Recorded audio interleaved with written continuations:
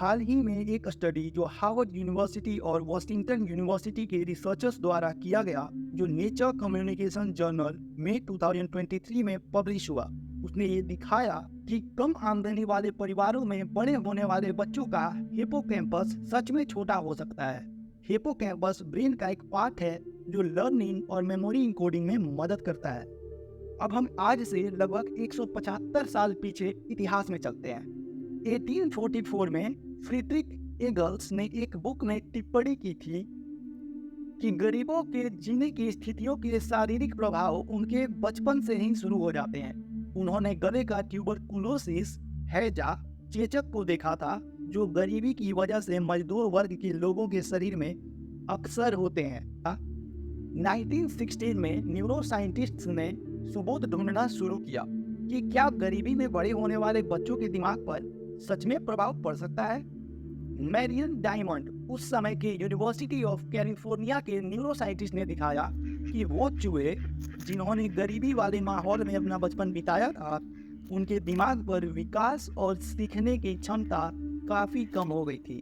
2015 में 3 अध्ययनों ने बताया कि कम आमदनी वाले परिवार में बड़े होने वाले बच्चे और एडल्ट्स के दिमाग पर कम क्रोनिकल वॉल्यूम होता है और उनका एकेडमिक स्कोर भी इसके कारण कम हो जाता है। डेविड वाइसमन और कुछ रिसर्चर्स ने दिखाया कि गवर्नमेंट की एंटी पॉवर्टी पॉलिसीज इन खतरों को बहुत हद तक कम कर देती है। यह रिसर्च दिखाता है कि नेशनल लेवल पर सरकारी नीतियां दिमाग विकास जो कम आय के कारण प्रभावित होती है उसे कम कर सकती है। तो आइए देखते हैं कि ये स्टडी कैसे हुआ। रिसर्चर्स ने adolescent brain cognitive development ABCD अध्ययन से डेटा का इस्तेमाल किया, जो यूएसए में दिमाग का विकास और बचपन की सेहत का सबसे बड़ा लंबे समय तक चलने वाला अध्ययन है। यहाँ ऑथर्स ने 17 अमेरिकी राज्यों में स्थित 9 से 11 साल के 10,000 से अधिक बच्चों के दिमाग के स्कैन पर नजर डाली। इन राज्यों में डिफरेंट कॉस्ट ऑफ लिविंग थी, यानी हर राज्य में रहने का अलग अलग खर्चा और हर राज्य में एंटी पॉवर्टी स्कीम्स भी अलग अलग थी।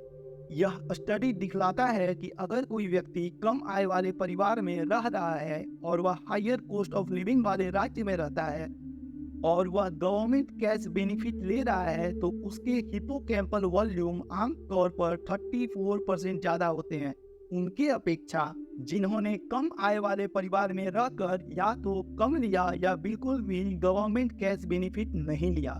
इसका मतलब है कि अधिक आर्थिक सहायता कम आय वाले परिवारों को, मेनली बच्चों को, क्रोनिक तनाव से बचा सकता है जो कम आय से जुड़े होते हैं और जो हिपोकैम्पल डेवलपमेंट पर प्रभाव डाल सकते हैं। हालांकि कुछ एक्सपर्ट्स का मानना है कि यह रिजल्ट इंडिया पर उतना एप्लीकेबल नहीं हो सकता, क्योंकि यहाँ मैक्रो इकोनॉमिक स्थितियाँ काफ़ी अलग हैं। धन्यवाद।